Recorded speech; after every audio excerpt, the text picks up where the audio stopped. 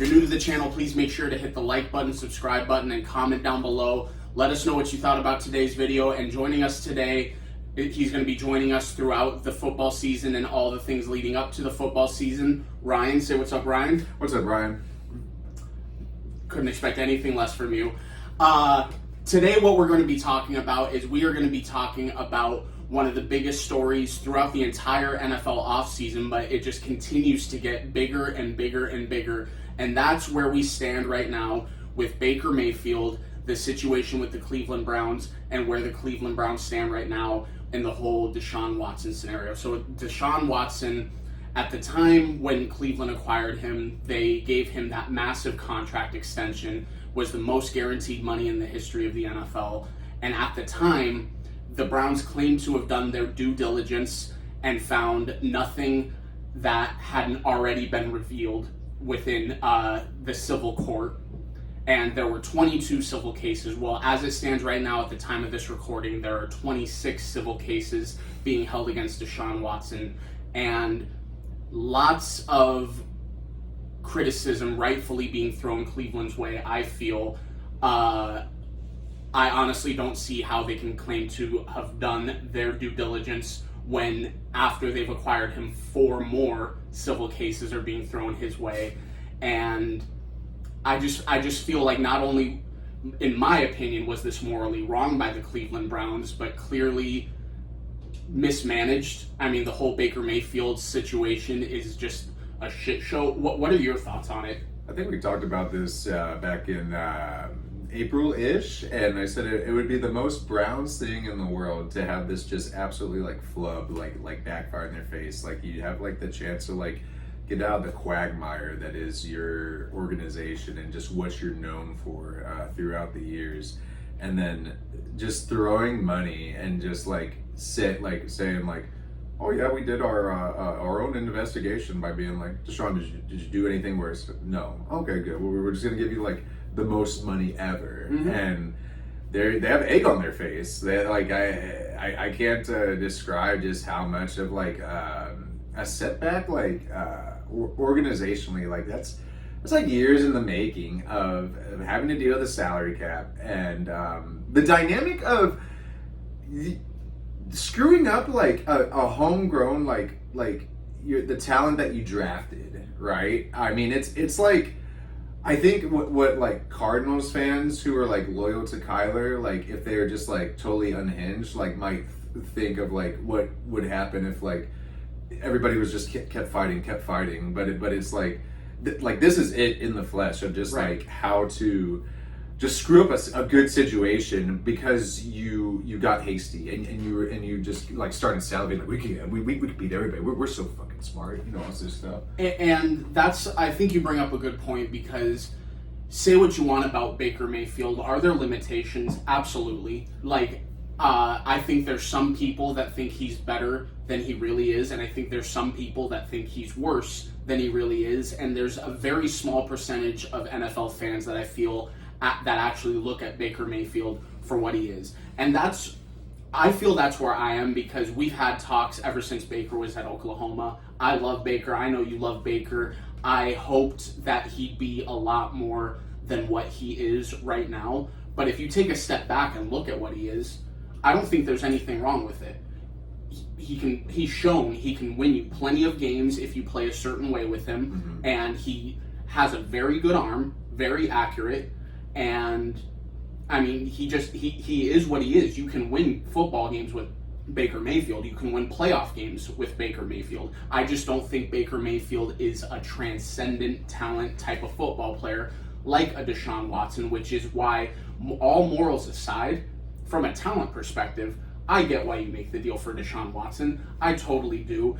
But at the end of the day, when do your morals be the line in the sand that you draw for, we are not willing to pass this? What do you think about that? Well, the number one thing you hear when players come out to the combine, they have the player symposium, people like Peyton Manning or whoever the elder statesman is, the first thing you kind of like read about in articles or like throughout the years, like it's just robotic at this point, this is a business. Sure. Treat it like a business. Mm-hmm. These teams will gut you, whatever. NFL's a freaking business. Like, Absolutely. Businesses compromise morals and ethics all the time. Mm-hmm. So it's a pretty shitty run business if you don't like know all the facts and you make a decision that much. And B, the freaking kid, it's not like, I think we put Baker in this just good enough to like be overcome by the team around him category. And I think he's better than that, than like a Jimmy G hampering the great 49ers roster, than a Ryan Tannehill, like we're waiting for the wrong moment to happen. It's gonna have, there it happens. I think he's like a little bit better than that. It's a lot of the Jameis problem of like, I have to be this number one pick. I have to save this franchise. I have to do more. I have to be this face. And when he realizes that he doesn't have to, he could be a lot better. And maybe it'll be better for him to leave this toxic situation. And I really like that point you brought up, because I've made videos about the Baker Mayfield situation in the past. And one of the things that I brought up was similar to what you just said, taking on that burden and that responsibility of, I'm the number one overall pick. I'm supposed to save this franchise and carry them to that next level. And a lot of this, I'm not going to put the entire mishandling on the Cleveland Browns as far as Baker Mayfield's concerned. Deshaun Watson, I can put that on the Cleveland Browns. But for Baker, some of this is on Baker Mayfield. The being more than outspoken on being unhappy with certain things, staff members, fans, things like that. And then, let's be honest, I think very highly of Baker Mayfield that he bet on himself coming into last season. The Cleveland Browns offered him a big contract extension after leading them to their first playoff win in, 20 years on the road against the division rival. Against the division rival. That's so huge.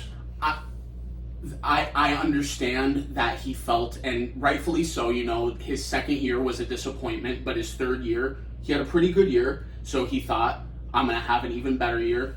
And unfortunately for Baker, gets hurt, tries to play through the injury. And where I put a little bit more on Baker Mayfield is the fact that it tells me a lot about the type of football player you are when you're willing to play through an injury. He was willing to play through an injury, but he's the anti-Anthony Davis. The anti-Anthony Davis. I truly do believe this, and I'm interested to hear what you think.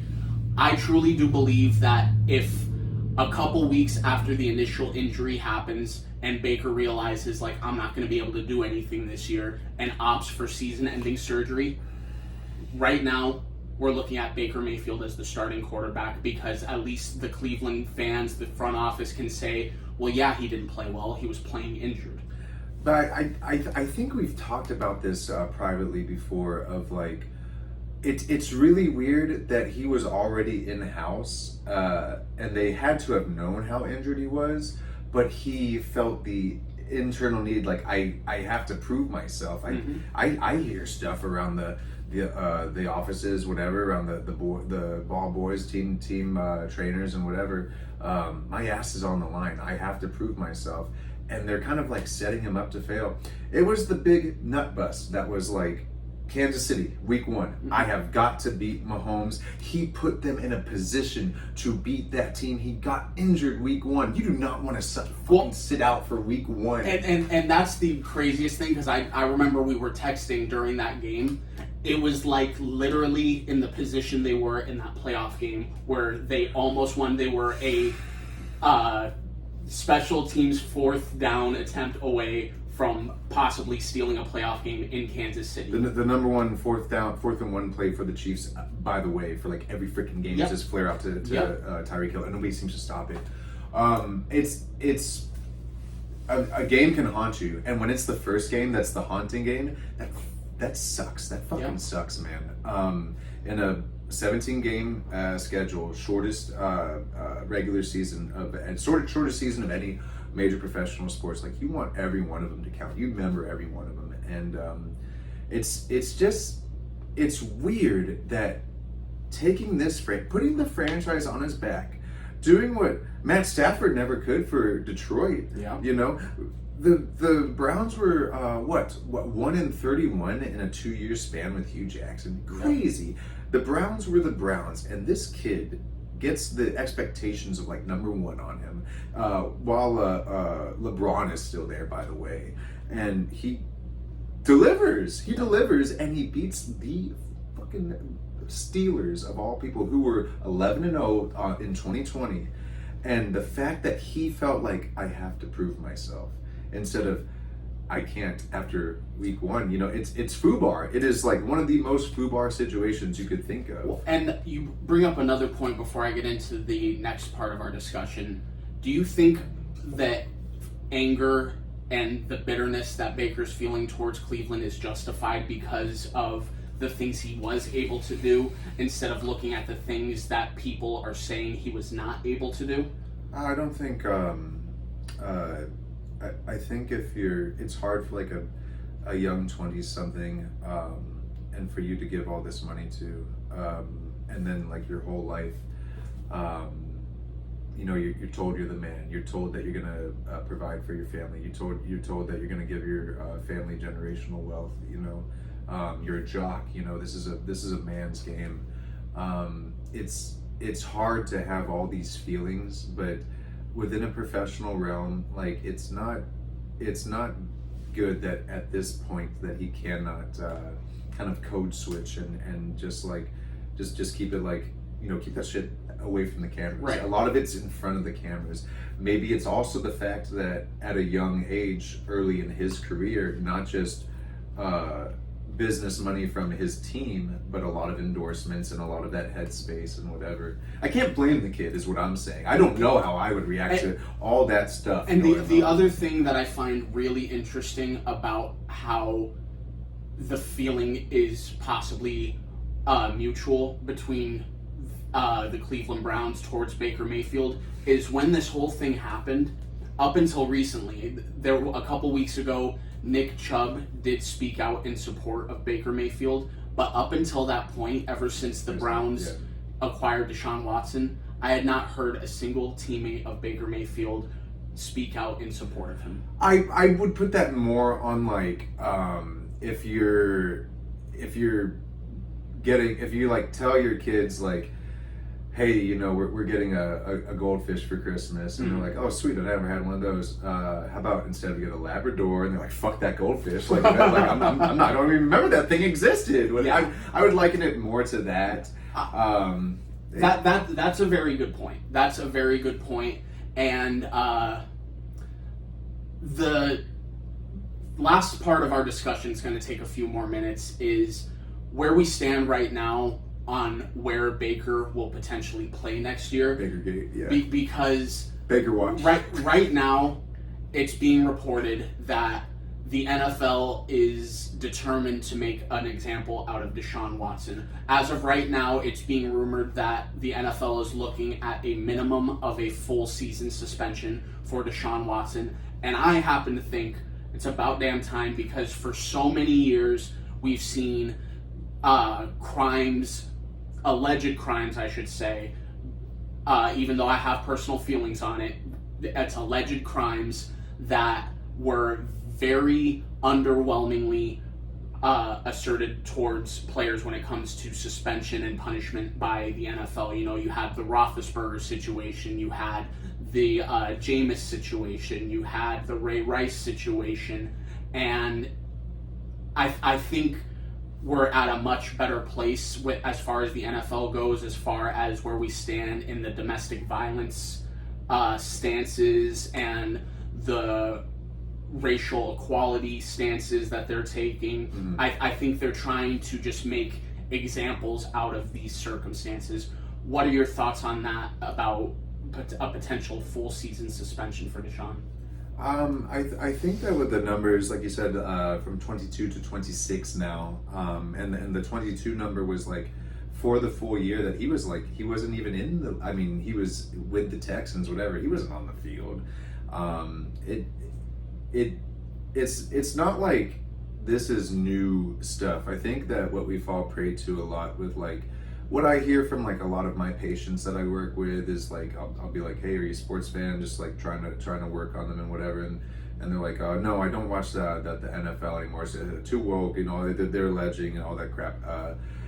I think that the problem we get to is to think that this is like a new thing, or because the media is reporting it, is that it's like an isolated incident. But I think where the goodness of what can be dealt as like a deterrent down the road is saying that we have to redefine what sexual assault is in like the minds and hearts of, you know, just average Joes like us. Sure. You know, with these guys who have buku power at their disposal. You're a celebrity. You have everything at your fingertips. If you're like, you know, Clemson at that time was the Alabama of like the rest besides Alabama, and when you're like a superstar dual threat quarterback like that, and you had like that team, you're like the dude. That's a lot of, again, this stuff like we talk about the Baker hemisphere and all this other stuff. It's bigger picture than that. And the NFL has a chance to make a not so tepid, flaccid example of like just being like, we're not going to condone this. This is ridiculous. Mm-hmm. And he can make good on himself maybe one day down the road, but the worst thing in the world would not be guys thinking like, I don't want to end up like Deshaun. You know, it might lead to less stress, less hurt, less pain, less torture for women who have to deal with that on a daily basis. Absolutely, and I think it's important to finally, I mean, of course, for everything you're going to take it case by case scenario, but as the NFL, with where we're at in society today, you have to set a standard and a precedent. You just have to do it. And with that being said, to end the conversation, where do you think, as of right now, Baker Mayfield's going to end up next season? Because I don't think, obviously, the Browns, I think if push came to shove, they'd much rather have Baker Mayfield starting for them next year over a Jacoby Brissett, who they brought in to be their backup quarterback. And right now I'm hearing, and it's very well known, so you're probably hearing it too, that the Carolina Panthers are really, really trying to be aggressive in acquiring him, and a report actually just came out a couple hours before the recording of this video that Cleveland has officially said they're willing to pay half of Baker Mayfield's salary for next season. So to any team or to the Panthers? I think for any team. In the report that I read, they did not specify teams. They just reiterated that as of the writing of that article, the Panthers had been showing the most interest. But in my last video I made about Baker Mayfield, I pinpointed 6 teams that I had seen most commonly linked to Baker Mayfield. I feel like I was able to rule out several teams, such as the Falcons. I don't think that there's any real chance there, given Marcus Mariota, and they just drafted Desmond Ridder. The Texans, I don't think there's a chance that, because either they're hoping Davis Mills succeeds, or they're hoping to be bad enough again so they can get their long-term quarterback of the future in what's going to be a phenomenal quarterback draft next year. With David Coley II, Lovie Smith, and his swan song. Right. And it's to Deshaun and Jason, you know. Right. But that being said, one team that I was able to rule out at the time that I've kind of come around on and kind of questioned, do you think there's a chance that the Saints might try to do it? I know they have Jameis, which is one of the primary reasons why I ruled out Baker, because I really do believe that coaching staff loves Jameis and thinks there's a strong chance Jameis could have a resurgence even coming off of that ACL. But I don't know, there's just something about the Saints and how well run of an organization they've been over the last 15 years that tells me that Baker could have a chance to potentially be successful there. And I know with Sean Payton gone, it's kind of a different story, but I mean, the guy taking the helms ain't no schmuck. You know what I mean?